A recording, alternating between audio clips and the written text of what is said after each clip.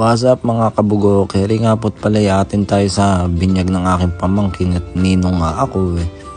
Eh nangat may lalim na tubig sa amin kaya tinaas ko na yung pants ko eh. Apakaluwag nga po pala na yan. Naganda nga rin akong umalis at anong oras na niyan at kakagising ko nga lang. Mabilisan na gayak lang eh.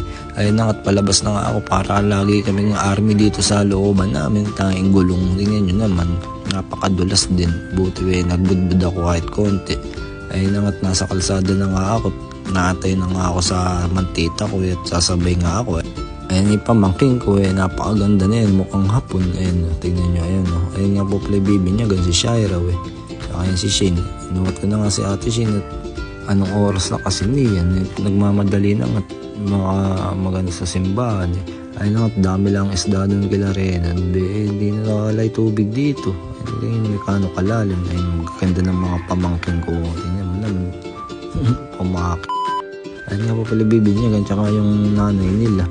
Ayun, ere. Ayun o. Tingnan nyo naman kung gaano kaganda yung bibi niya. Mukhang lalaki. Tingnan nyo yung umiti. Nagpalobo pa ng laway. Ayun at nakalis na nga kami sa laging lubog na lugar. Tingnan nyo naman kung gaano. Hindi na nga nawawala yung tubig din. Tingnan nyo. Taas na nga ako. Ayun na kami sa Agustin. Malapit na kami sa simbahan. Ayun o. Ayun na. Nasa bayan na kagad kami. Sa mabilis ang lang. At hirap nga mag-video. Ayun na nga po pala yung munisipyo sa may amin. Ayun o. Bahagunoy. Ayun na po yung pamangkin ko. At naantok na at mimisahan pa. Ayun nasa simbahan na nga kami. Ayun at di kami makapasok at sobrang daming tao.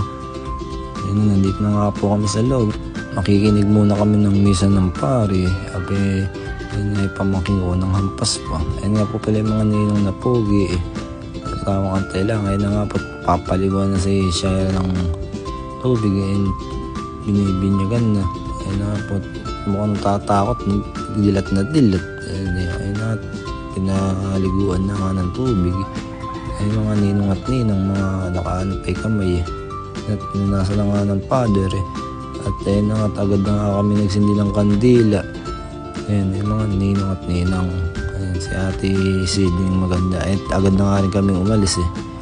Nagugutom na nga kasi kami niyan eh. Ayun, nasa balot na nga kami niyan eh. At nandito na nga po pala kami sa kakain. Nabisa lang ng mga pagkain dito. Ayan, ayan ang mga ninong at ninang guys. Iyon. Ayan, Rizardo. Nasa CGS nga po pala tayo restaurant at konting transition at biglang madaing pagkain. Bisa lang pag uwi ko niyan sakit ng tiyang ko sa sobrang daming kinain. Apakapisa naman po talaga ng favorite kong kare-kare di yan, sarap lang.